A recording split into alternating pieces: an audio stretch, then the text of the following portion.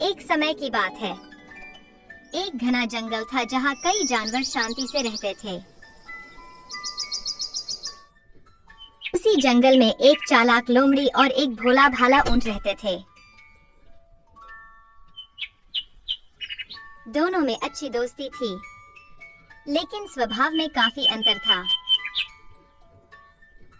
लोमड़ी बहुत चतुर और चालाक थी, जबकि ऊंट शांत और धैर्यवान था। गर्म दोपहर का समय था,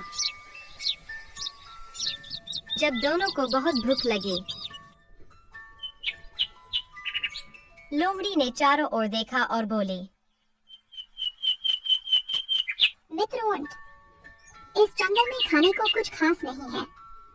क्यों न पास के गांव के खेत में चलें? वहाँ की फसलें बहुत स्वादिष्ट होती हैं। हम पेट भरकर खा सकते हैं।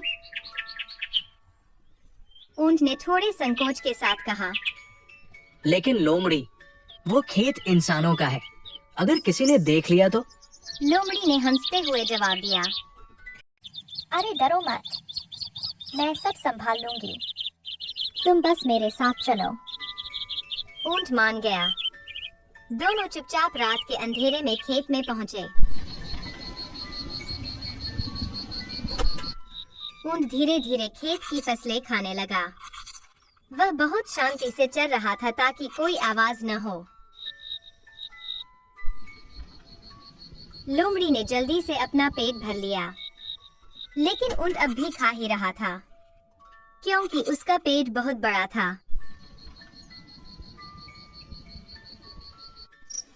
अपना पेट भरने के बाद लोमड़ी जोर जोर से गाना गाने लगी। ऊंट ने जब देखा कि लोमड़ी शोर मचा रही है, तो उसने लोमड़ी से कहा, अरे दोस्त, तुम इतना शोर क्यों मचा रहे हो? अभी मेरा पेट नहीं भरा है। अगर किसी ने देख लिया तो हम पकड़े जाएंगे। ऊंट की बात सुनकर लोमड़ी ने कहा, मैं क्या करूं दोस्त? खाना खाने के बाद गाना गाने की मेरी पुरानी आदत है। ऊंट ने लोमड़ी को समझाने की बहुत कोशिश की, लेकिन वह नहीं मानी। खेत का मालिक खेत की रखवाली कर रहा था।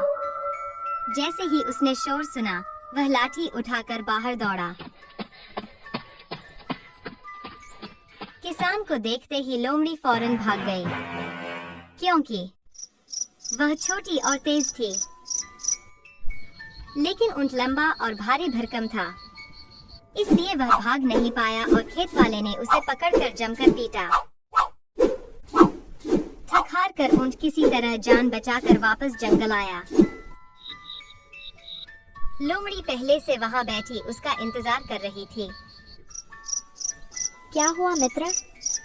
इतनी देर क्यों लग गई? लोमड़ी ने मुस्कुराकर पूछा। ऊंट ने दुखी होकर कहा, तुम्हारी वजह से मुझे मार खानी पड़ी। तुमने शोर क्यों मचाया?